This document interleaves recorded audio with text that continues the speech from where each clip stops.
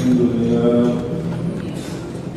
لله نحمده ونستعينه ونستغفره ونؤمن به ونتوكل عليه ونعوذ بالله من شرور أنفسنا ومن سيئات أعمالنا من يهده الله فلا مضل له ومن يضلل فلا هادي له ونشهد أن لا إله إلا الله وحده لا شريك له ونشهد أن سيدنا وسندنا ومولانا محمدا عبده ورسوله أما بعد فأعوذ بالله من الشيطان الرجيم بسم الله الرحمن الرحيم ألف لام ميم ذلك الكتاب لا ريب فيه هدى للمتقين الذين يؤمنون بالغيب ويقيمون الصلاة ومما رزقناهم ينفقون صدق الله مولانا العظيم. قال للصدر الكرام حضرات وعلماء الكرام عزيز طلبة ধর্মপ্রাণ ধর্মপ্রিয় সর্বস্তরের সম্মানিত মুসলিয়ান আযম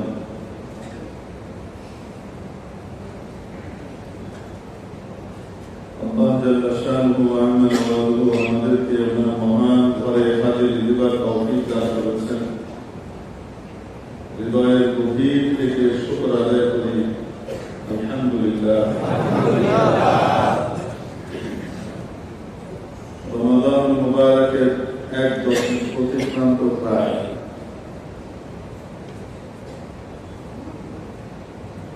আল্লাহ রাব্বুল আলামিন এই রমাদানকে পাঠিয়েছেন ঈমানদারের জন্য বসন্তের রূপে। ঋতুরাজ বসন্ত যখন মানুষের জীবনে কোন সময় আগমন করে, বছরের মাঝে যখন সেই বসন্তকালে উপনীত হয়, তখন তার মন মুকুর শরীর সবকিছুর মধ্যে এক ধরনের চটমনে ভাব পরিলক্ষিত হতে থাকে। অটোমেটিক্যালি তার মধ্যে ভালো লাগার একটা অনুভূতি বিরাজ করে। বিশেষ করে যাদের অনুভূতি বড় প্রবল, যে বয়সের অনুভূতিটাও বড় প্রবল, সেই টিনেজাররা যুবকরা আরো বেশি উপলব্ধি করে। সবকিছুই যেন কেমন ভালো লাগে। ঠিক তেমনি ভাবে ঈমানদারের জন্য রমাদানুল মুবারক এক বসন্তকাল। এই বসন্তকালে আসার পরে ঈমানদারের হৃদয়ের মধ্যে, ঈমানদারের মনের মধ্যে, ঈমানদারের ঈমানের মধ্যে অদ্ভুত এক আলাদা ভালো লাগা এবং স্বর্গীয় শান্তি তৃপ্তি সে উপলব্ধি করতে থাকে। অন্যান্য মাসে তাকে বিভিন্ন ব্যস্ততা টেনে ধরে রাখলেও অন্যান্য মাসের তুলনায় দুনিয়াবী ব্যস্ততা যদি অনেক অনেক বেশিও হয় এই মাসে, তারপরেও ঈমানদারকে মসজিদ থেকে দূরে রাখা যায় না। ঈমানদার সেই ফজরের সময় সাহরি খেয়ে নামাজের জন্য অপেক্ষা করতে থাকে, সে ছুটে চলে আসে। মসজিদ গুলো ভর্তি, আল্লাহর ঘর ভর্তি। ফজরের সময় দেখলে মনে হয় যেন জুমার সময় হচ্ছে বা ঈদের সময় হচ্ছে। স্পেশালি যখন রমাদানুল মুবারকের আগমন ঘটে একদম প্রথম দিকে, তখন বসন্তের ছোঁয়া যখন লাগে, আগের আর পরের পরিবেশের ভিতরে দৃশ্যমান স্পষ্টত পরিষ্কার পার্থক্য একেবারে উপলব্ধি করা যায়, দেখা যায়।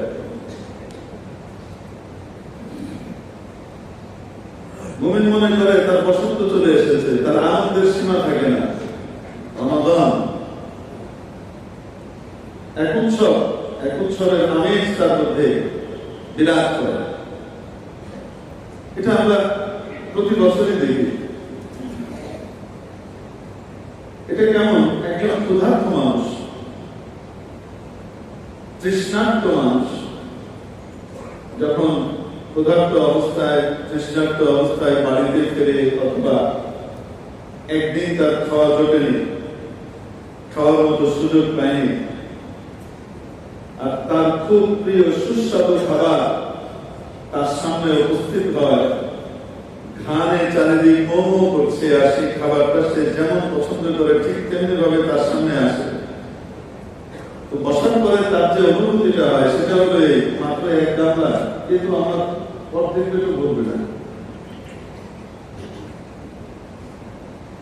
খাওয়াটা শুরু করলে খাওয়ার যে টানটা থাকে ওই সময় অনেক সময় নেককার মানুষ বিসমিল্লাহ কিন্তু ভুলে যায়, আল্লাহ পাঠিয়েছেন ওটা ভুলে যায়। অনেক স্মার্ট মানুষ হাত ধুলেও ভুলে যায়। এক টুকরা গোষ্ঠের একটু মুখে দিলে কি আর নোংরা হয়ে যাবে, ধরে কি দিলাম, অবস্থাটা এমন থাকে চাহিদাটা। হাতটা ধরে বিসমিল্লাহ বলে যখন খেতে বসে, তো খাওয়ার প্রথম দিকের যে চাহিদা আর টানটা থাকে, ক্ষুধা তো বিদ্যমান এখনো আছে, কিন্তু 5-6 মিনিট খাওয়ার পরে কি চাহিদাটা ওরকমই অনুভব হয় না, একটু কমে আসে। আসলে ব্যাপার কি, চাহিদা তো আছে, কিন্তু খাবারের সাথে তার মস্তিষ্ক এখন সয়ে গেছে। এজন্য আমরা অনেক সময় কটাক্ষ করি না ওই সমস্ত মুসল্লিয়ানে ইকরামকে, রমজানের শুরুটা একটু মজুর করে ভাড়া, কিছুদিন পরে 10 রমজানে আর খুঁজে পাওয়া যায় না, আবার শেষের দিকে এসে হাজির হয়। এরকম অনেক সময় আল্লাহ পাক যাদেরকে ফজরের মুসল্লি বানিয়েছেন, ইশার মুসল্লি বানিয়েছেন, নিয়মিত মুসল্লি বানিয়েছেন, তাদের ভিতরে শয়তান মাঝে মাঝে এসে তাদের নামাজ, তাদের ঈমান, তাদের আমলটাকে নষ্ট করার জন্য এই বিষটা প্রয়োগ করে তাকে অহংকারী বানিয়ে দেয়।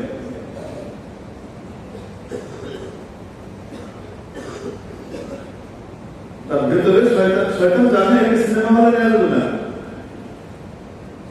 একে গুনাহের কাছে লাগানো যাবে না, কিন্তু সে খুব ভালো করে জানে তার এই ঈমান আমল এটাকে পয়জনাইজ করে নষ্ট করে দেওয়ার জন্য, স্পয়েল করার জন্য কি লাগবে, এটা সে খুব ভালো জানে। সে ওই সমস্ত ভাইদের প্রতি তার হৃদয়ের ভিতরে এক ধরনের তাচ্ছিল্য বোধ তৈরি করে দেয়, যারা বিশেষ মৌসুম আসলে, রমাদানের মৌসুম আসলে, ঈদের মৌসুম আসলে, জুমার মৌসুম আসলে বিশেষভাবে আল্লাহর বিধানের দিকে আকৃষ্ট হয় এবং বিশেষভাবে এগিয়ে আসে, তাদের প্রতি তার মনের ভিতরে একটা তাচ্ছিল্য পয়দা করে দেয়। এটা একটা বিষ, এটা এমন একটা বিষ যে তার দিলের ভিতরে অহংকার পয়দা করবে এবং দিন দিন তাকে শয়তান বানাবে। ইবলিস মিয়া আছে না, ইবলিস মিয়া যে ইবাদত করেছে ওই পরিমাণ ইবাদত আমার আপনার পক্ষে করা সারা জন্মের সম্ভব না। কোয়ান্টিটির দিক থেকে যে পরিমাণ ইবাদত ইবলিস করেছে, গোটা জিন জাতিকে আল্লাহ পাক আযাব দিয়ে ধ্বংস করে দিলেন। কেন? এরা বড় বেদবিতে করছে, আল্লাহ নাফরমানি করছে, এখনো মানুষ পৃথিবীতে আসেনি। ফেরেশতারা আল্লাহ পাকের কাছে এক ব্যক্তির ব্যাপারে বললেন, ইয়া আল্লাহ, এই কিশোর ছেলেটা এক কোনায় বসে আপনার ইবাদতের মগ্ন, সেই শুরু থেকে এত লোক পালন হয়ে যাচ্ছে, তার মধ্যে কোনো খবর নাই, সে ইবাদতেই আছে। অনুমতি দিলে তাকে বাঁচিয়ে দিয়ে জমিনের শব্দ ধ্বংস করে দেওয়া হচ্ছে, তাকে উপরে নিয়ে যায়। যদি আপনি বলেন আল্লাহ পাক অনুমতি দিলে, আল্লাহ পাক তো সব জানেন কি হবে না হবে। প্রথম আসমানে গেল, খুব ইবাদত করে আরো প্রমোশন হলো, দ্বিতীয় আসমানে চড়লো, আরো প্রমোশন পেয়ে আরো উপরে গেল। এরপরে সে সরাসরি ফেরেশতাদের কাছ থেকে দীক্ষা লাভ করলো, ফেরেশতাদের কাছ থেকে পড়ালেখা করলো। সে ফেরেশতাদের শিক্ষক পাইনি। একটা কথা মাঝে মাঝে আমাদের বলতে যে শয়তান ফেরেশতাদের শিক্ষক ছিল না, শয়তান কখনোই ফেরেশতাদের শিক্ষক ছিল না, ফেরেশতাদের কাছে সে পড়ালেখা করেছে। গন্ডগোলটা লেগেছে কোথায়? ওই যে মাঝে মাঝে नीम मोल्ला खतराए जान, नीम तबीब खतराए जान, नीम मोल्ला खतराए ईमान। आधा डाक्तार মানে হাতুড়ি ডাক্তার জীবন ধ্বংস করে, আধিক্যুত করে, আর আধা মরুবি নাশ করে। এই জন্য কোন লাইনে আধা হইলে তার উপরে কেউ ট্রাস্ট করে না, ট্রাস্ট করে যে পরিপূর্ণটা করেছে, কমপ্লিট করেছে। এবার একটা সময় ছিল অনুবাদের খুব আগ্রহ ছিল, ধুমায় অনুবাদ করছে, কিন্তু শব্দগুলোর ভিতরে আরবি শব্দে কোরআন শরীফের ভিতরে আমরা তো এখন জের জবর দেখি, তাই না?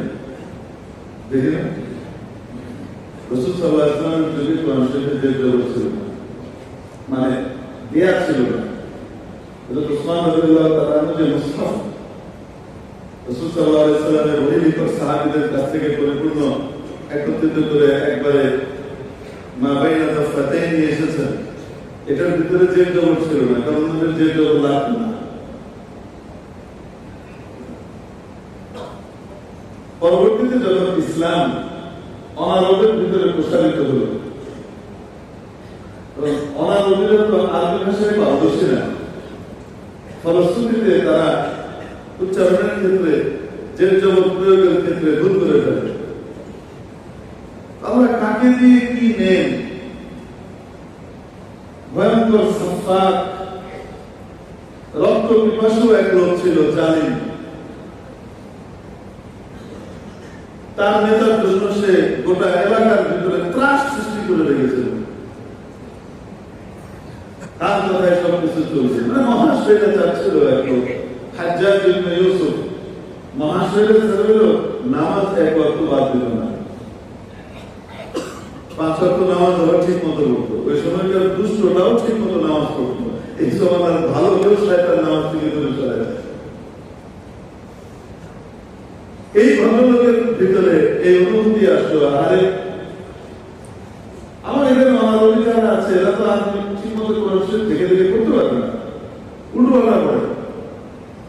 তো সে ওলামা ইকরামের কাছে আবেদন করলো, দরখাস্ত করলো, আপনারা মেহরবানি করে এটার ভিতরে একটু যদি জের জবরের ব্যবস্থা করে দেন, হারাকাতের ব্যবস্থা করে দেন, তাহলে মানুষ নির্ভুল ভাবে কোরআন শিক্ষা পড়তে পারবে।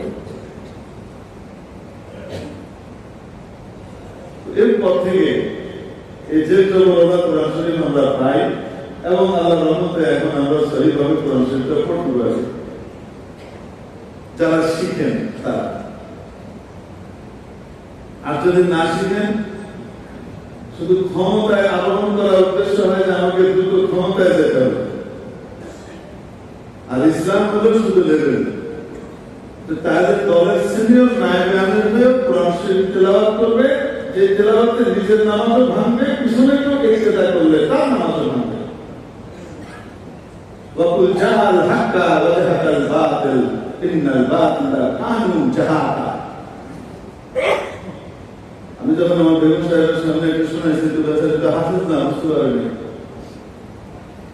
আমি বললাম তুমি বুঝো না, এগুলো তুমি হাসছো না, তো আমি একে ডাকো, ওই ঘর থেকে ডাকো। কেন? আমি বললাম ডাকো না, দেখো আমি এটাও তাকে শোনাই, দেখি সে কি বলে। বেচারা এসে দরজায় দাঁড়িয়েছে, তো আমি বললাম আমার শোনো, তোমার শরীফ তেলাওয়াত শোনো। বিশিষ্ট ইসলামী দলের সিনিয়র নায়েবে আমির, সেকেন্ড পারসন, তার কোরআন শরীফের দশা দেখো, একটু শুনো তেলাওয়াত। তো শুনছে, ওয়াকুল জাআল হাক্কা ওয়া যাহাকাল বাতিল, সাংবাদিক সম্মেলনে কোরআন শরীফের আয়াত পড়তেছেন, জাআল হাক্কা ওয়া যাহাকাল বাতিল, শব্দ হলো জাআল হাক্কু, জাআল হাক্কু আর জাআল হাক্ক। এই কুকে ক করে দেওয়ার কারণে আসমান থেকে জমিনের অর্থ নেমে আসছে। উচ্চারণ তো বা জা আর জিম, এখানে জাহাবা, জা আর জিম পার্থক্য আছে না নাই? জি, একটা অক্ষরের উচ্চারণের সামান্য এদিক ওদিকের কারণে অর্থ আকাশ পাতাল হয়ে যায়। এজন্য বাংলা উচ্চারণ দেখে কোরআন শরীফ পড়াকে ওলামায়ে কেরাম নাজায়েজ বলেছেন। কি কারণে? বাংলাতে তো অক্ষরগুলো পরিপূর্ণ আরবি অক্ষরের প্রতিনিধিত্ব করতে পারে না। যেমন মনে করেন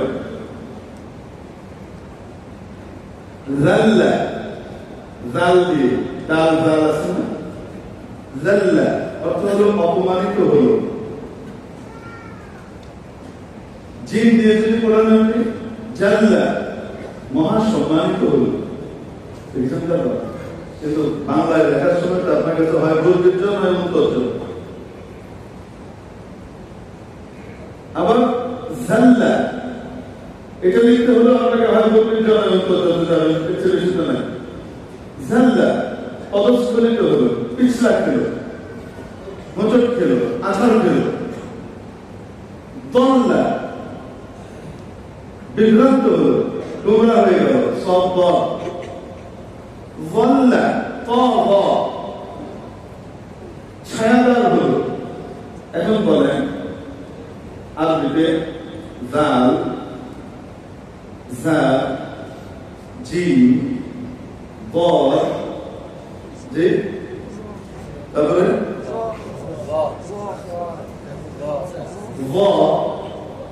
এই পাঁচটা অক্ষরকে বাংলাতে লেখার জন্য আপনার কাছে মাত্র কয়টা আলফাবেট আছে? দুইটা। তো আপনি এটা দিয়ে যদি উচ্চারণ করেন, উচ্চারণ সঠিক হবে না ভুল হবে? তো ভুল উচ্চারণ করে তো জাহান্নামে যেতে হবে, গুনাহগার হতে হবে, কোরআন লানত করবে। এজন্য একটু কষ্ট করে মহান আল্লাহর বাণী কোরআনে কারীমটা একজন ভালো ওস্তাদের কাছে আমি শিখে নিতে পারি না কয়েকদিন আগে। সারা দুনিয়া সব শিখতে পারি, এটা শিখতে পারি না, একটু মেহনত করলে হয়ে যায়। আল্লাহ তাআলা আমাদেরকে সহিষ্ণুভাবে কোরআনে কারীম শিখবার তৌফিক দান করুন। কারণ সহিষ্ণুভাবে তেলাওয়াতটা ফরজ। ওই পরিমাণ নামাজ সহি হওয়া পরিমাণ কোরআন শরীফ সহিষ্ণুভাবে শিক্ষা করা ফরজ, না হলে নামাজ হবে না। আল্লাহ আমাদেরকে শিখবার তৌফিক দান করুন। আমি যখন ছেড়েছি দেখুন, জাল হক ওয়া যাহাকাল বাতিল, যাহাকা আল্লাহ বলতেছেন জাহাকা, ইন্নাল বাতিলা কানা যাহুকা, কানা যাহুকা আল্লাহ বলতেছেন কানু জাহাকা। আমি যখন ছেড়েছি আমার বেগম সাহেব তো বুঝে নেই, আমি যখন বললাম তো মেয়েকে ডাকো, ও তো হাফেজ, ও শুনুক তাহলে বুঝবে। ও শোনার সাথে সাথে ইয়াল্লা এটা কি করবো, আমি বললাম এই জন্য লেভেল দেখলেই দৌড় মারবো, এটা ঠিক না। লেভেল থাকলে কি সব ঠিক হয়ে যাবে তা নয়। এক সময় ছিল মেডিকেল কলেজ চালাবার জন্য ইঞ্জিনিয়ার দিয়ে চলবে না ডাক্তার লাগবে,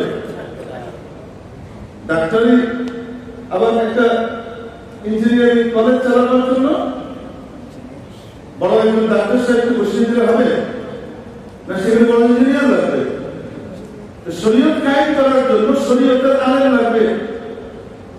টপ 10 এর ভিতরে কোনো আলেম খুঁজে পাওয়া যায় না। নিজেরাও ধোঁকা খাচ্ছে, অন্যকেও ধোঁকা দিচ্ছে। মানুষ মনে করছে যে আমরা ইসলামের পক্ষে ছাপ দিচ্ছি। প্রথম 10 জনের ভিতরে একজন স্কলার নাই, একজন আলেম নাই। তো ভূত ফতোয়া দিবে না তো কি ফতোয়া দিবে? উল্টা পাল্টা তো ফতোয়া দিবে যে কোনো মাদ্রাসায় যাকাত দিলে যাকাত আদায় হবে না, এই ফতোয়া দিবে না তো আর কি দিবে?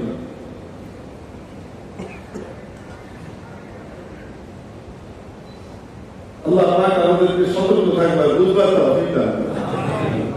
চোখ বন্ধ করে দেখলেন ভাই, আমি আপনাকে কিয়ামতের দিন সুপারিশ করে জান্নাতে দিতে পারবো না, আপনার জান্নাত আপনাকে দিতে হবে। আপনারটা আপনাকে দিতে হবে, জবাব দিয়ে আপনাকে করতে হবে। ও কথা বললে হবে না যে এত ভেজালের ভিড়ে আমি খুঁজে পাইনি, সব কিছু ভেজাল ছিল, কোনটা ভালো খুঁজে পাইনি। কেন? দোকানে গেলে তো ঠিকই তুমি আসল দুধটা বের করো, দোকানে গেলে তো ঠিকই 1 নম্বর মাল কোনটা সেটা বের করো, ইসলামের ক্ষেত্রে এসে তুমি 1 নম্বর কোটা 2 নম্বর কোটা এত কিছু তুমি বুঝতে পারো না, বের করতে পারো না, এত সহজে ধোকা খাও, তাহলে কেমন যদি তুমি বারবার কেমন?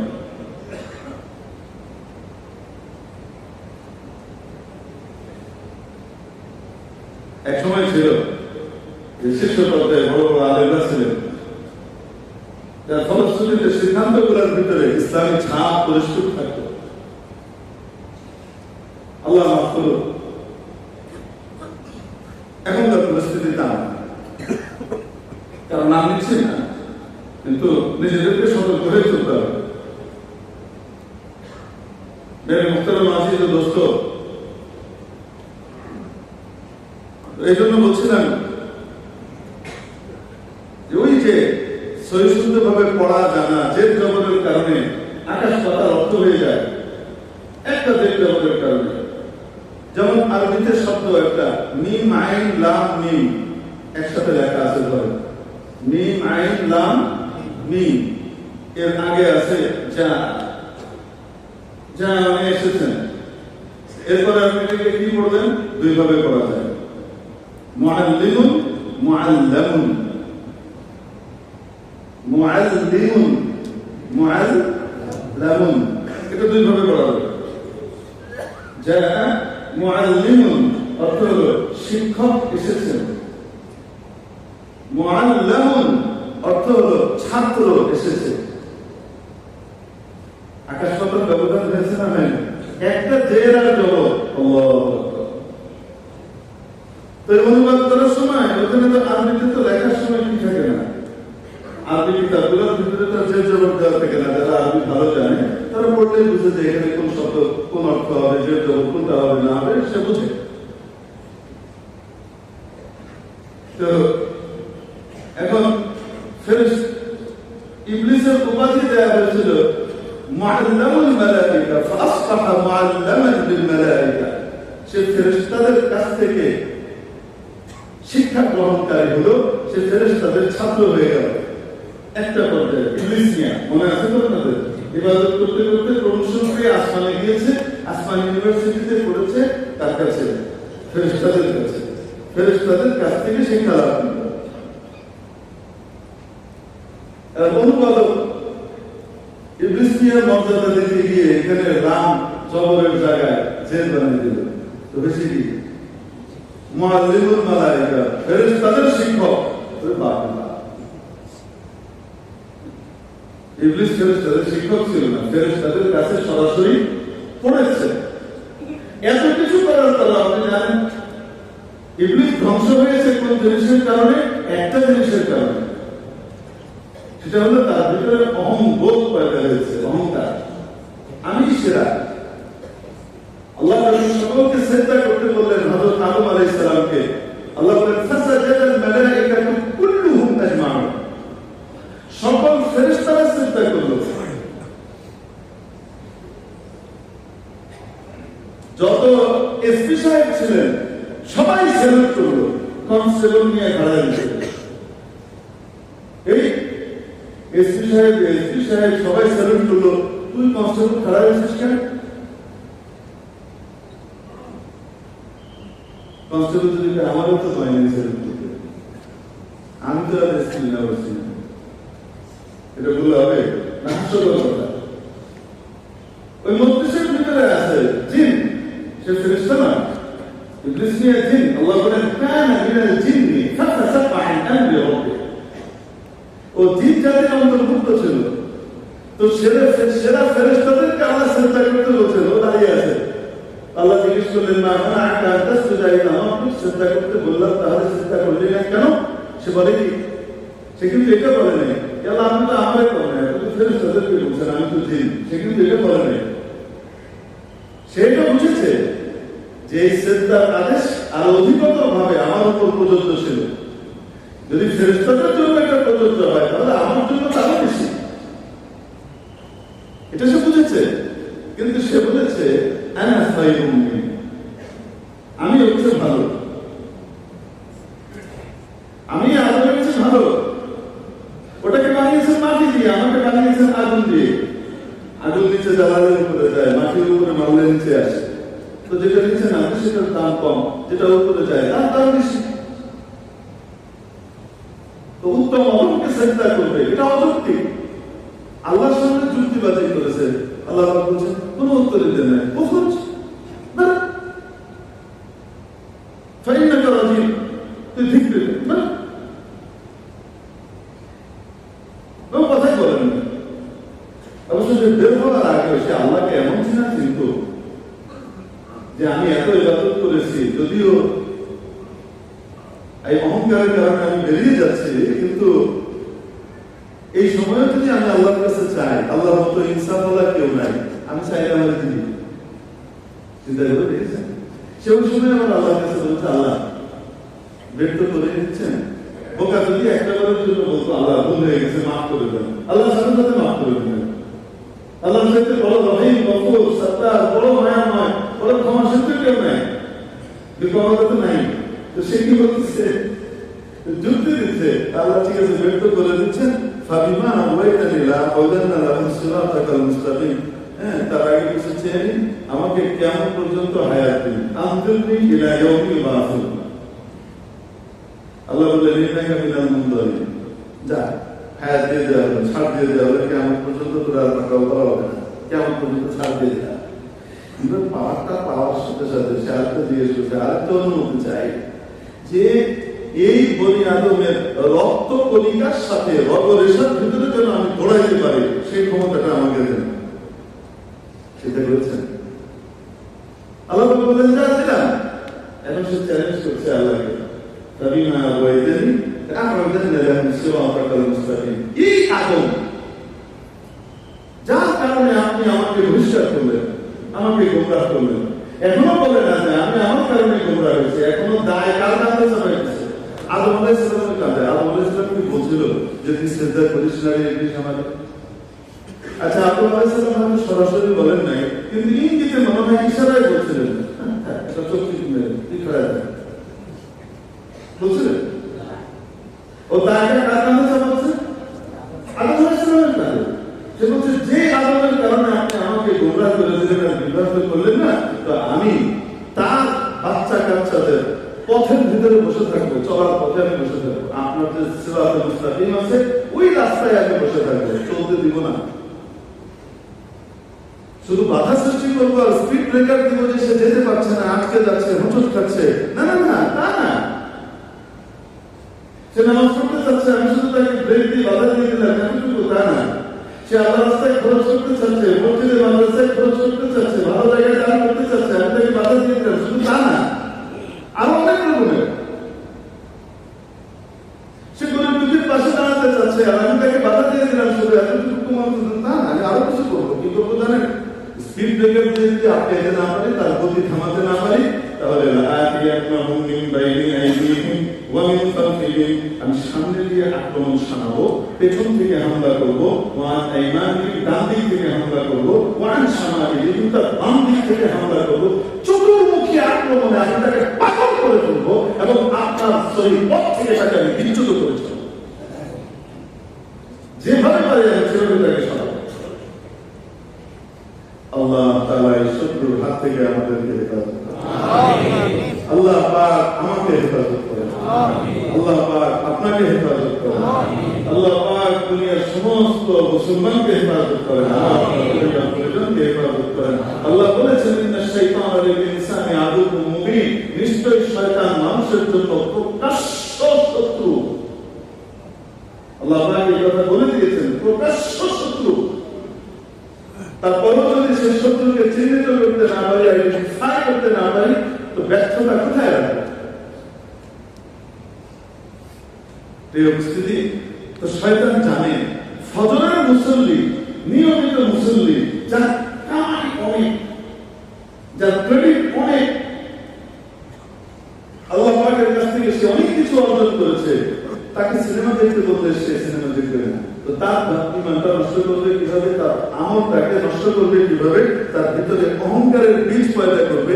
যে আল্লাহর বান্দা ফজরে আসতে পারে নাই, যে আল্লাহর বান্দা হয়তো জুমাতে সবসময় দেখা যায়, সে হয়তো অন্য সময় তাকে পাওয়া যায় না, ওই ব্যক্তির ব্যাপারে তার দিলের ভিতরে তাচ্ছিল্য তৈরি করে দেবে। ওই ব্যক্তি নিজেকে দামি মনে হবে। যখনই এরকম কখনো কারো দিলের ভিতরে আসবে, ইস্তেগফার করবো, আস্তাগফিরুল্লাহ, এবং শয়তানকে দৌড়ানি দিব। শয়তানকে দৌড়ানি দেওয়ার কুইক সিস্টেম যেটা আছে সেটা হলো লা হাওলা ওয়ালা কুওয়াতা ইল্লা বিল্লাহ। বলার সাথে সাথে গায়ে আগুন লেগে যায়। ভাই কোন সময় যদি মনে হয় আমি সেটা, আমি ফজর করি, আমরা এই আছি, আল্লাহ মাফ করো, এরকম যদি কখনো মনে হয়, সাথে সাথে শয়তানকে দৌড়ানি দিব। বলছিলাম রমাদান যখন আসে তখন উৎসবের পরিবেশ তৈরি হয়। ইমানদারের ভিতরে মনে হয় যেন সে বসন্তকালে প্রবেশ করেছে। তাকে কোন কাজ, দুনিয়ার কোন কাজ তাকে আটকে রাখতে পারে না। সে ফজরের মসজিদ ঘুরে ফেলছে, তারাবির মসজিদ ঘুরে ফেলছে, 1.5 ঘন্টা 2 ঘন্টা লাগিয়ে তারাবি চলছে। ফুরুত করে ফেলা যায় সুপার এক্সপ্রেস, করে ফেলা যায়। আরেকটা হলো কোরআনের যে হক, সেটাকে সামনে রেখে মত গুণাগুলো ঠিক রেখে যেভাবে আল্লাহ পছন্দ করেন ওইভাবে আদায় করা। এই 20-25 মিনিটের এদিক ওদিক হয়, পার্থক্য খুব বেশি হয় না, কতটুকু 20-25 মিনিটের এদিক ওদিক হয় সব মিলে। এই 20-25 মিনিটের এদিক ওদিকের কারণে একটা হয় 5 স্টার 7 স্টার কোয়ালিটি, আরেকটা হয় কস্টলি কোয়ালিটি।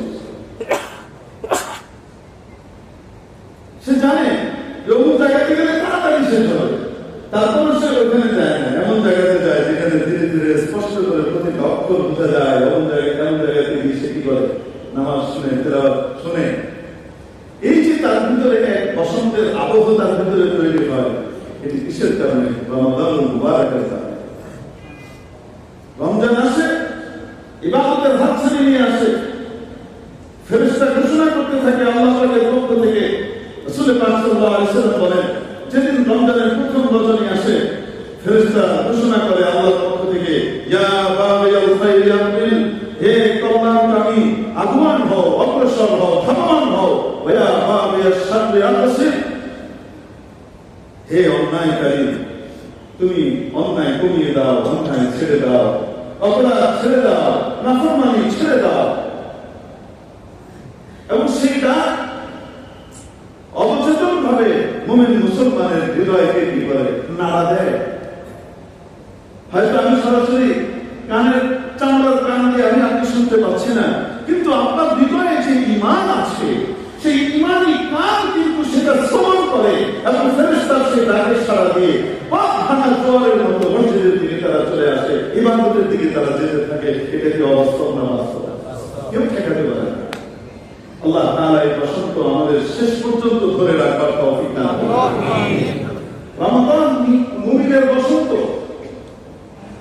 ইসলামের 5 বুনিয়াদ এবং ভিত্তির ভেতরে অন্যতম হলো সিয়াম, রোজা। এটি রমজানে হয়। ইসলামের 5 বুনিয়াদের অন্যতম হলো সালাত, নামাজ। সেটিও রমজানে মানুষ অধিকতর ভাবে বিশেষ করে কি করে, আদায় করে। এটা প্রতি মানুষের গুরুত্ব বাড়ে। আল্লাহ পাক আমাদেরকে সারা বছর এই গুরুত্ব ধরে রাখার তৌফিক দান করুন। এবং এক নামাজ 70 নামাজের সমতুল্য সওয়াব দিয়ে দেয়। এক নামাজের সওয়াব কত নামাজ? 70টা ফরজ। তার মানে প্রতিদিন একজন ব্যক্তি যদি 5 ওয়াক্ত নামাজ আদায় করে, তাহলে সে কতটা ফরজ আদায়ের সওয়াব পাচ্ছে? 350 হবে। 350 ফরজ নামাজ আদায়ের সওয়াব সে এক দিনে পাচ্ছে। যেখানে রমজান ছাড়া অন্য মাসে সারা দিন চেষ্টা করলেও যতই নামাজ পড়ি নফল হবে, ফরজ কিন্তু ওই 5 ওয়াক্তই হবে, 5টাই। আর রমজানে সেটা কয় গুণ? 5 ওয়াক্ত মানে যেন 350 ফরজ আদায় করেছে। সুবহানাল্লাহ, কি গিফট, ওয়াফা আল্লাহ পাকের পক্ষ থেকে। ঠিক আল্লাহ রাব্বুল আলামিন এই সালাতের সাথে সাথে বান্দার হক যেটি, সেটির দিকেও ইমানদারকে আকৃষ্ট করেছেন। সেটি হলো যাকাত। আকিমুস সালাতা ওয়া আতুস যাকাত আল্লাযীনা ইউকিমুনাস সালাতা ওয়া ইউতুনাজ যাকাতা যারা নামাজ কায়েম করে, সালাত কায়েম করে, নিজে পড়ে, অন্যকে উৎসাহিত করে, অন্যকে ক্ষমতা থাকলে সে নামাজের জন্য বাধ্য করে, নামাজ কায়েম করে এবং যাকাত আদায় করে। এই যাকাত আদায় মুমিন মুসলমান সাধারণত রমাদান দোয়ার আগে করে থাকে। প্রিয় উপস্থিতি, ইবাদত কে বিভিন্ন ভাগে ভাগ করা হয়েছে। কিছু ইবাদত আছে শুধু শারীরিক, যেমন নামাজ, যেমন রোজা। কিছু ইবাদত আছে শুধু আর্থিক, যেমন যাকাত, দান খয়রাত। কিছু ইবাদত আছে, একটি ইবাদত আছে শারীরিক এবং আর্থিক উভয়টা কম্বাইন, যেমন হজ। অর্থ ব্যয় করা লাগে, তো অর্থ করা লাগে, আরাফাতেও যাওয়া লাগে, মুজদালিফাতেও আসা লাগে, ইবলিস মিয়ারে পাথরও মারা লাগে, তাই না? শারীরিক ইবাদত করতে হয়, আর্থিক ইবাদত করতে হয়, দুটো একসাথে। ঠিক তেমনি ভাবে আল্লাহ পাকের হক, এটাকেও আল্লাহ পাক ভাগ করে দিয়েছেন। একটা হলো সরাসরি আল্লাহর হক, যেমন নামাজ, এবং সমস্ত হকের চেয়ে আল্লাহর হককে সবচেয়ে গুরুত্ব দেওয়া উচিত। যেমন রোজা, এটা সরাসরি কার হক? সম্পৃক্ত কার সাথে? আল্লাহর সাথে। আর ইসলামের এই 5 ভিতরে একটা আছে যেটা আল্লাহ দিয়েছেন শুধু আমার সাথে না, আমার বান্দাদের সাথে।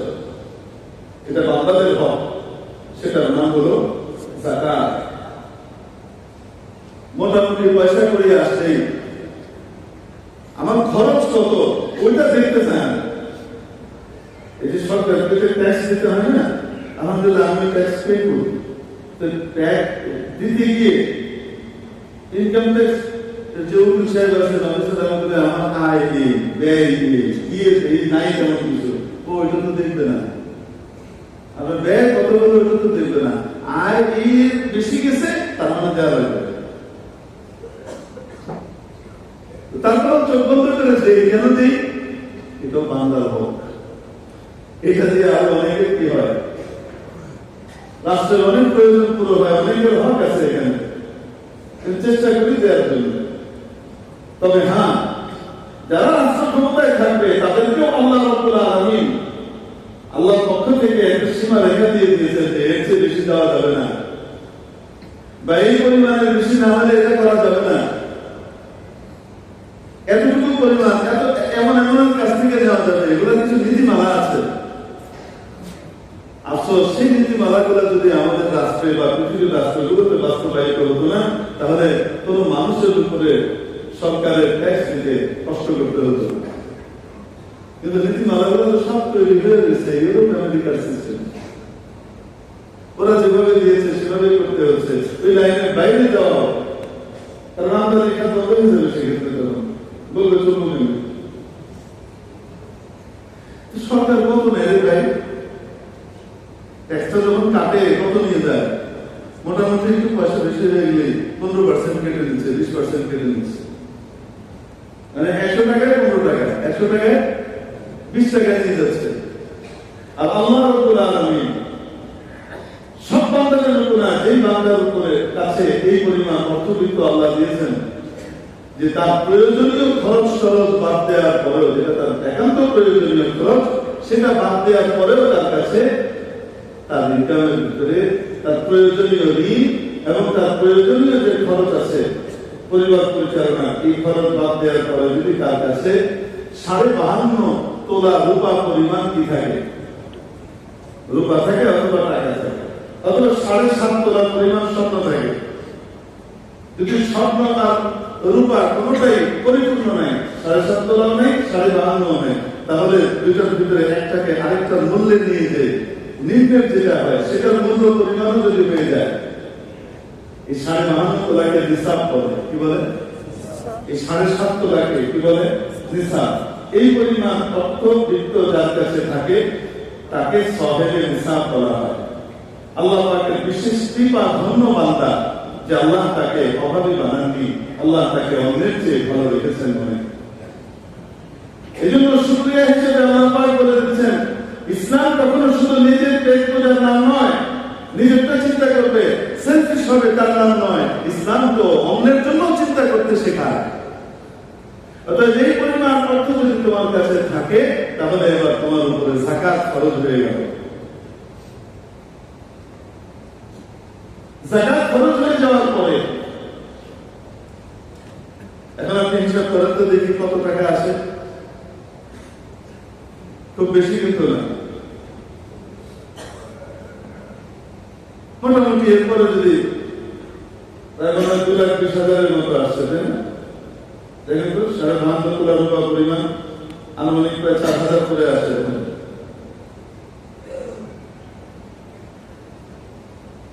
এর ভিতরে 15% বাদ দেবো আমরা এই কারণে, কারণ সোনা আর রূপা যখন আমি বিক্রি করতে যাবো, তো বিক্রি করতে গেলে যে দোকান থেকে কিনেছেন ওখানে বিক্রি করলে 10% কাটে, আর অন্য দোকানে বিক্রি করলে কত পার্সেন্ট কাটে? 20% কাটে। এর মাঝামাঝি কত? 15%। এটা বাদ দিয়ে দিতে হবে মোতাবেক থেকে। এরপরে যেটা আছে, এবার আপনি হিসাব করে দেখেন যে এই পরিমাণ টাকা যখন আমার কাছে এসে যায়, আমার কাছে থাকে, আমার উপরে যাকাত খরচ হবে। আল্লাহ পাক আমাকে বড় সম্মানিত করেছেন। চাইলেই কেউ, কোন গরিব মানুষ যার কাছে যাকাত পরিমাণ সম্পদ নাই, যাকাতের ফরজ যার কাছে নাই, চাইলেই সে দান করলে ফরজের মর্যাদায় যেতে পারবে না। তার দানটা নফল হবে, ওটাও আল্লাহর কাছে অনেক দাম, কিন্তু ফরজের পর্যায়ে যাবে না। ফরজের পর্যায়ে যাওয়ার মতো ক্ষমতা এবং যোগ্যতা আল্লাহ পাক আপনাকে আমাকে দিলেন। এটা মাবুদের দয়া নয়?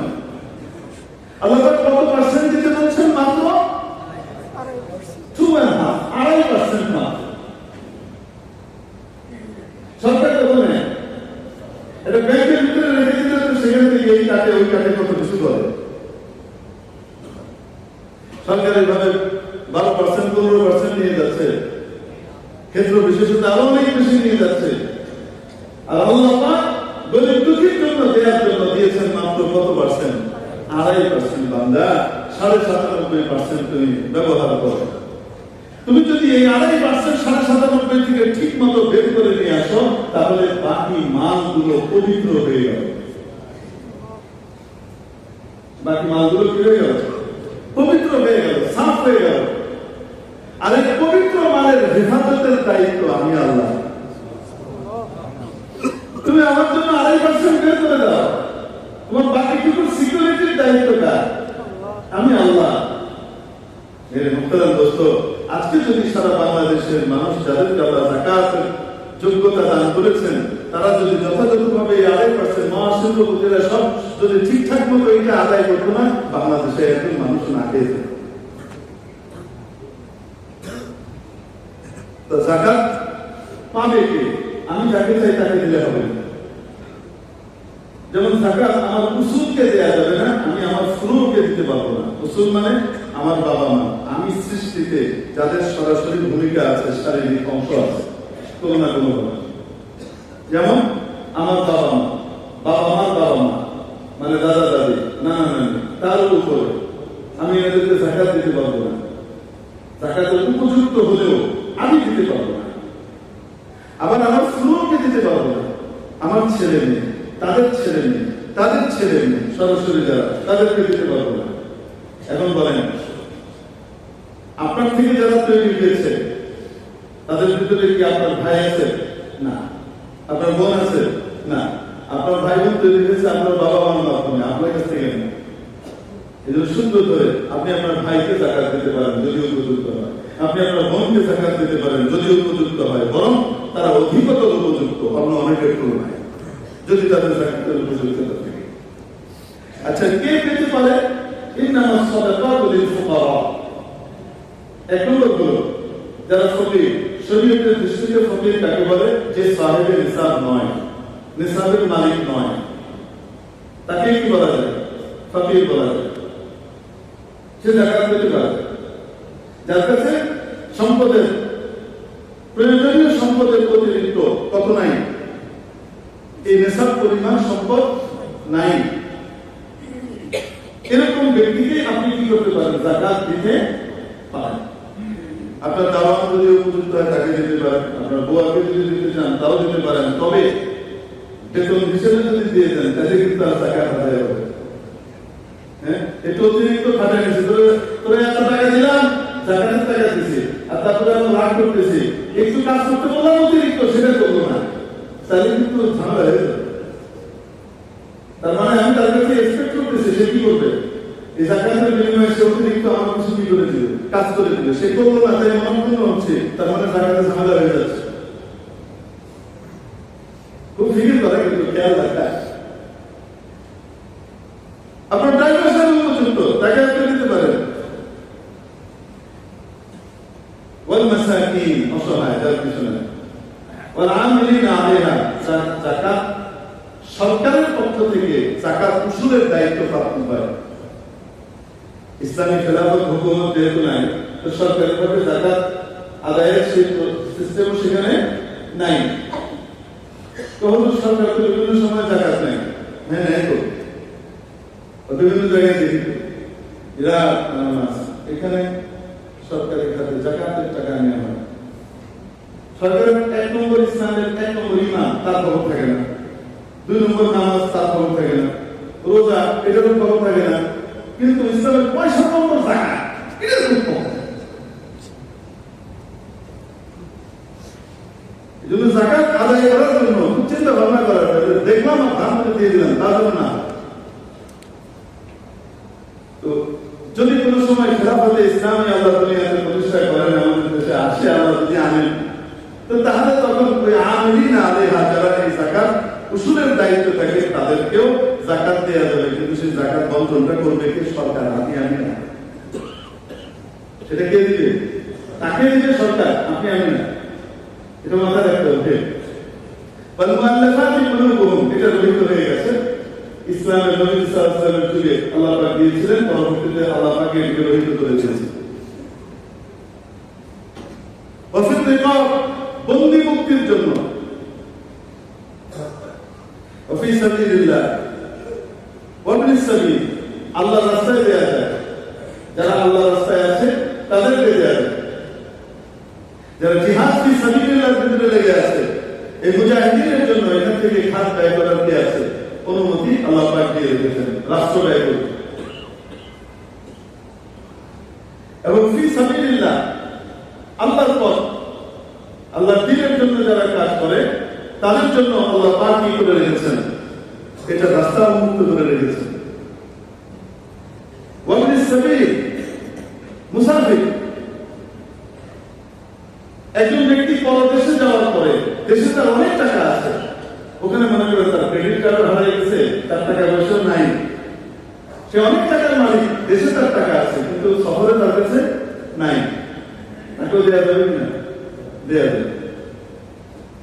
কোন হাজি সাহেব হজ করতে গিয়েছেন, হজ করতে যাওয়ার পরে দেশে তো তার কাছে টাকা আছে, ওখানে যাওয়ার পরে প্রধান রাস্তা সবকিছু নাই হয়ে গেছে, টাকা পয়সা নাই, একদম অসহায় অবস্থায় পড়ে গেছে। তো ওখানকার কেউ যদি তাকে জাকাতের টাকা থেকে হেল্প করতে যায়, পারবে কিনা? পারবে, কিন্তু সব হাজি সাহেবকে নেই। হ্যাঁ, হারাম শরীরে যাওয়ার আগে শরীর আছে ঢুকে, হারাম শরীরে বাইরে যাওয়ার আগে মক্কা করার পরে জরুরিতে আবার ঢুকে, যতবার হারামে ঢুকে আর বাইরে ততবার কার্ড পাস করে এবং নতুন জন্য সময় কিনে, তার জন্য বলে এই হাজি সাহেবের টাকা দেওয়া যাবে। বলেন না কেন? বুঝতে পেরেছেন কিভাবে আসে? এই যে খাতগুলো দেখে দেখে দেয়, অনেক সময় এমন হয় যে আমার একার পক্ষে সকলকে খাতগুলো, খাতের মালিকগুলো ধরে ধরে ধরে ধরে দেয়, আমার পক্ষে সম্ভব হয় না। তখন কি করতে হয়? নিজের বিশ্বস্ত মানুষের হাত দিয়ে আমি কি করে দিই?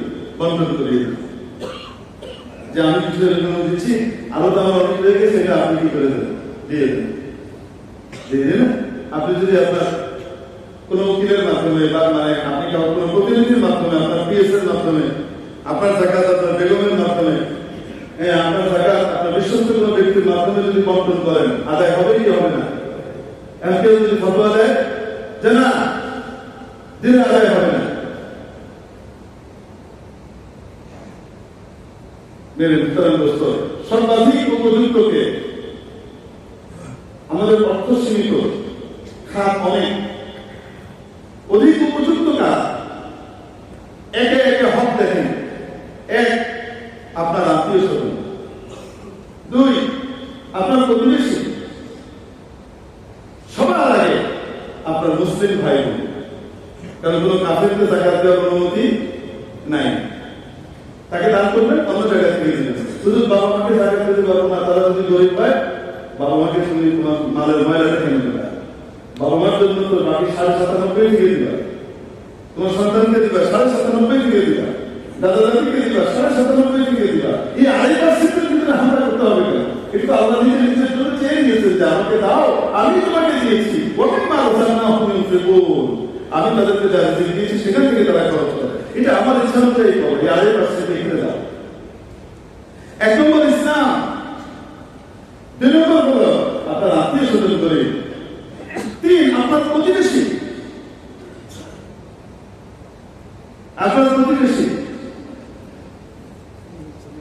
4, অধিকতর দিনদার। অধিকতর দিনদার। আমার কাছে 100 টাকা আছে দেওয়ার মতো, 2 জন ব্যক্তি আছে, 2 জনের একজনকে দিতে হবে, কোন একটা তার খুব প্রয়োজন, তার পুরো করে দেওয়ার জন্য 100 এখানে দেওয়ার মতো। তো 2 জনকে দিতে গেলে আমি কাকে দিব? একজনের ভিতরে দিনদারির অভাব আছে, আরেকজনের ভিতরে দিনদারি বেশি। আপনি চুজ করবেন কাকে? যুক্তি দিয়ে করেন না, চলেন রাসূলের কাছে জিজ্ঞেস করি। কার কাছে জিজ্ঞেস করি? রাসূল সাল্লাল্লাহু আলাইহি ওয়াসাল্লামকে জিজ্ঞেস করি। রাসূল সাল্লাল্লাহু আলাইহি ওয়াসাল্লাম ইরশাদ করেন, লা তুসাহিব ইল্লা মুমিনা। উঠা বসা করবা তো ঈমানদারের সাথে করো। ঈমানদার ছাড়া অন্য মানুষের সাথে উঠা বসা মহব্বত করতে চায় না, ঝামেলায় পড়ে যাবে। ওয়ালা ইয়াকুল তাআমাকা ইল্লা তাকী। আর তোমার খানা যেন মুত্তাকি ছাড়া আর কেউ না খায়। পরহেজগার মানুষ যেন তোমার খানাটা খায়। অর্থ কি? অর্থ হলো তুমি তো সকলকেই খাওয়া, কিন্তু যদি তোমার কাছে অনেক না থাকে, যতটুকু আছে তার ভিতরে টপ প্রায়োরিটি পাবে তাকওয়া বলা। বুঝতে পারেন? এই জন্য আমাদের যাকাতের খাতের ভিতরে গরিব শিক্ষার্থী ছেলে মেয়ে যারা, তারা উপযুক্ত। আর যদি তারা দিন শিখে আর কোরআন শিখে, ফজরের রাত থেকে তারা কোরআনের ভিতরে বসে যায়, এসব করেও তারা কোরআন পড়ে তারপরে ঘুমাতে যায়, এরকম ব্যক্তিদের প্রতি মহব্বত টান থাকা এই তালেবেরা আমার জন্য আপনার জন্য আরো বেশি উপযুক্ত। আল্লাহ মাহফুজ। কেউ যদি উল্টো পাল্টা বলে, তো সেই উল্টো পাল্টা বলার উপরে আপনারা কান দেবেন না। এখানে একটা জিনিস মনে রাখতে হবে, যাকাত আদায় দিতে গেলে মসজিদে দান করলে যাকাত আদায় হবে না।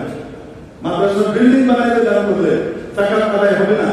যে মাদ্রাসায় লিল্লাহ ফান্ড নাই, অর্থাৎ লিল্লাহ বোর্ডিং নাই, গরিব বাচ্চাদেরকে ফ্রি পড়ানোর ব্যবস্থাপনা নাই, ওইরকম মাদ্রাসায় যাকাত দিলে যাকাত আদায় হবে না।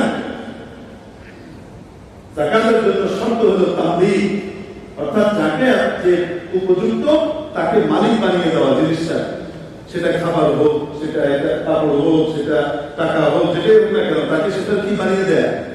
মালিক বানিয়ে দেয়। হয় আমি সরাসরি দেব, নতুবা আমি প্রতিনিধির মাধ্যমে দেব। যে মাদ্রাসার ভিতরে মাশাআল্লাহ ঠিকঠাক ভাবে কি করা হয়, তদারকি করা হয়, এরকম মাদ্রাসা যাকাত দেওয়ার জন্য সবচেয়ে লাভবান খাতের একটা খাত। উদাহরণ দিলেন, জিপিএস ফান্ডের টাকা যদি রিসার্ভ পরিমাণ হয় তাহলে যাকাত দিতে হবে কিনা? সরকারি কর্মকর্তা কর্মচারীদের জিপিএফ জিনিসটা আমি জানি না, আমাকে বুঝিয়ে দিলে ভালো হবে। প্রভিডেন্ট ফান্ডটা জানি, ওটা কি জিনিস?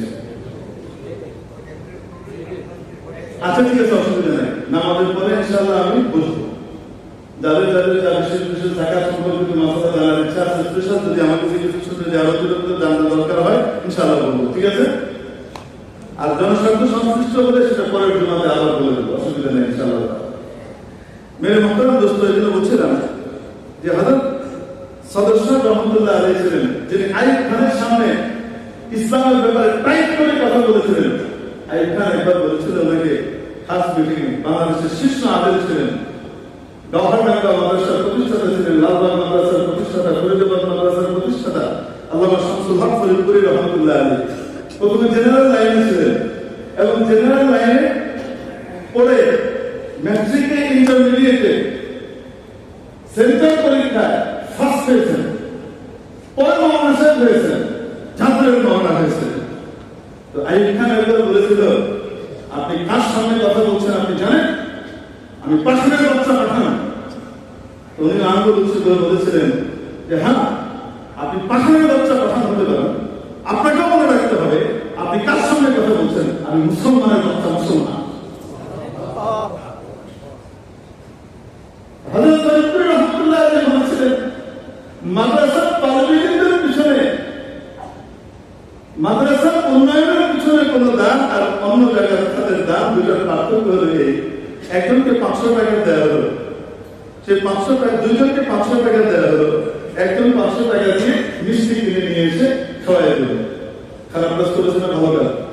ভালো কাজ হয়েছে, মিষ্টি খেয়েছে, তৃপ্তি পেয়েছে, খুব ভালো লেগেছে। আরেকজন এই 500 টাকা দিয়ে 5 কেজি আম কিনে এনেছে, 5 কেজি আম কিনে এনে সেটা কিছু খাইয়েছে, আর বাকিটুকু সব খাওয়া দাওয়া শেষে আমগুলোকে আবার চাষাবাদ করে গাছ তৈরি করেছে। এখন 5 কেজি আমের ভিতরে যদি 20টা আম থাকে, তো গাছ হয়েছে কয়টা? 20টা। এই 20টা গাছের ভিতরে আম ধরবে প্রতি বছর কয় হাজার করে? যত হাজার করে আম ধরছে ততগুলো আবার কি করা হচ্ছে? খাওয়া দাওয়ার পরে ওই আটিগুলো কেটে দেওয়া হচ্ছে বিশাল বাগানে, আর সেখান থেকে গাছ হচ্ছে। হযরত ফরিদপুরি রহমতুল্লাহ আলাইহি বলতেন যে দানের খাত আলহামদুলিল্লাহ আল্লাহ দিয়ে রেখেছেন, কিন্তু আমি যখন একজন মানুষকে দিলাম সে জাকাতের উপযুক্ত, যা খায় খান জাকাত, কিন্তু যদি সে আসলে কি থাকে জাকাতের উপযুক্ত হয়, তার টাকা পয়সা নেই, দিলে আদায় হবে না? হবে তো। বা সাধারণ একজন মানুষ, তাকে দিলাম, আদায় হয়ে গেছে আলহামদুলিল্লাহ। কিন্তু ওটা যদি একজন তালিবুল ইলমের পিছনে লাগে, এই তালিবুল ইলম এটা দিয়ে কি করবে? সারাদিন কোরআন কারীম তেলাওয়াত করবে, তার টাকাটা এখানে বিনিয়োগ হয়েছে, এই তেলাওয়াতের সমপরিমাণ সওয়াব আল্লাহ তাকে দিচ্ছেন। এই বাচ্চার যত হাজার খতম কোরআন পড়বে তার ভিতরে তার ভাগ থাকবে। এই বাচ্চা আলেম হবে, আলেম হয়ে হাজারো মানুষকে হেদায়েতের পথে আনবে, যতজন তার মাধ্যমে হেদায়েতের পথে আসবে, যত আমল করবে, সেই আমলের সওয়াবের ভাগ আল্লাহ পাক ওই বিনিয়োগকারীর কাছে দিতে থাকবে। এটা হলো 500 টাকা দিয়ে 5 কেজি আম কিনে বপন করানো। আলহামদুলিল্লাহ, আপনি সর্বপ্রথম প্রায়োরিটি আমি যেগুলো বলেছি, ঈমান, ইসলাম, আপনার প্রতিবেশী, আপনার আত্মীয় স্বজন, এই সব কিছুর দিকে খেয়াল করে আপনি দেবেন এবং দিনদারকেও প্রাধান্য দেবেন। উত্তম খাত আপনার কওমি মাদ্রাসা, যেখানে লিল্লাহ ফান্ড আছে, ভালো মাদ্রাসা, ট্রাস্টেড, ওই সমস্ত জায়গায় দেবেন। আমাদের এখানেও আলহামদুলিল্লাহ আছে, প্রায় 200 মতো বাচ্চা পড়ালেখা করছে, আগামী বছর 200 মতো ছাত্র থাকবে। 150-র উপরে আমাদের এখানে ফ্রি বাচ্চারা পড়ালেখা করে আলহামদুলিল্লাহ। আর আমরা বাচ্চাদের কি করি জানেন? প্রতি মাসের শেষে তাদেরকে আমরা তাদের যে বেতন আছে, তাদের যেটা মাদ্রাসা পরিষদ তারা করতে হয়, খাবার দাবার খাওয়া লাগে, সেই টাকাটা তাদের হাতে আমরা দিয়ে দিই। আপনারা সেই টাকাটা আমাদের কাছে জমা করে দেন না? এটা লিল্লাহ ফান্ডে জমা হয়। লিল্লাহ অ্যাকাউন্ট আলাদা, মাদ্রাসার অ্যাকাউন্ট আলাদা, লিল্লাহ ফান্ডের অ্যাকাউন্ট যেটা সেটাও কি আলাদা। যেটা আমরা এখানে লিল্লাহ ফান্ডে জমা হয়, সেই জাকাতের টাকাটা আমরা প্রত্যেক ছাত্রের হাতে কি করে দিই? 1 মাস 2 মাস পর তাদের হাতে আমরা সেই পরিমাণ টাকাটা দিয়ে দিই। দিয়ে দেওয়ার পরে সে ওখান থেকে কি করে? তার মাদ্রাসার খাওয়া দাওয়ার চার্জ, তার বেতনের চার্জ, এগুলোকে সে কি করে? আদায় করে। আমি বুঝাতে পারি না। সরাসরি যদি আমরা তাদের জন্য আদায় করে দিতাম, তাদের খাতায় ব্যয় করে দিতাম, আদায় হতো কিনা? হতো। তাদের খাতায় আমি ব্যয় করে দিয়েছি, আদায় হতো কি হতো না? হতো। কারণ সেই খাবারটা মালিক হয়েছে না, যে খাবারটা সে খেয়েছে, জাকাতের টাকা দিয়ে তৈরি করা, সেই খাবারের সে মালিক হয়নি। যে কাপড়টা বানিয়ে তাকে দেওয়া হয়েছে, সেই কাপড়টা সে মালিক হয়নি, মালিক তো হয়েছে। কিন্তু আরো স্বচ্ছতা নিশ্চিত করার জন্য আলহামদুলিল্লাহ আমাদের এখানে আমরা কি করি? প্রত্যেকের হাতে টাকা দিয়ে দিই, এবং সেই তাদের কি করে? তার টাকা সে কি করে? জমা করে। অনেক বাচ্চা এমন করে যে টাকা দিয়ে দিয়েছি, মনে করেন তার 5,000 টাকা মাসিক আছে, বা 6,000 টাকা আছে, 6,000 টাকা তার হাতে দিতে হলো, সে ওখান থেকে গিয়ে ওই চিকেন বল খেয়ে ফেলছে, খেয়ে টাকা তার মিলিয়ে গেছে, আবার টান পড়ে গেছে, বাবা তোমার তো খাবারের টাকা বাকি, তো তো তখন আবার এসে 500 টাকা কম করে দিয়ে হুজুর 500 টাকা খেয়ে দিচ্ছি। কেন খেয়ে ফেললি? এই কথা বলে তাকে আমরা মাধ্যম করি, বকাবকি করি না। সে মালিক হয়েছে, মালিক হওয়ার পরে যেভাবে ইচ্ছা সে খরচ করতে পারে, ঠিক না? আমি যদি তাকে বাধা দিই তাহলে তাকে মালিক বানাইনি। আলহামদুলিল্লাহ আপনাদের যাকাতের পায়ে পায়ে টাকাগুলো এখানে যথাযথভাবে আমরা আদায় করবার চেষ্টা করি।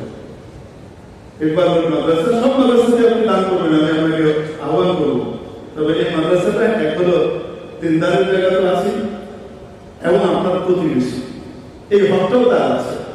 আমি আপনাদেরকে আহ্বান করবো, আমরা তখন আপনাদেরকে বলি না, কিন্তু আমরা লিল্লাহ ফান্ডের ভিতরে অনেক বাকি কেউ বাচ্চাদেরকে খাইয়েছি, আমাদের এখন অনেক ঋণ আছে, আমরা বলি না কখনো। আপনারা মনে করেন যে এখানে তো অনেক টাকা আছে তাই দেওয়া লাগে না। আলহামদুলিল্লাহ আল্লাহ পাক চালাচ্ছেন, আল্লাহই চালাবেন। আপনাদেরকে দাওয়াত দিয়ে গেলাম, আল্লাহ পাক আমাদেরকে যাকাতগুলো যথাযথভাবে ঠিকঠাক ভাবে আদায় করবার তৌফিক দান করেন এবং রমজানকে কামিয়াব করেন। ওয়া আখিরু দাওয়ানা আলহামদুলিল্লাহি রাব্বিল আলামিন। সাদাকাত কবুল জমা সুন্দর করে নিয়ে, আর যদি কারো মাসালা বিশেষ জানার থাকে ইনশাআল্লাহ আমাদের পরে বসতে আমি করব।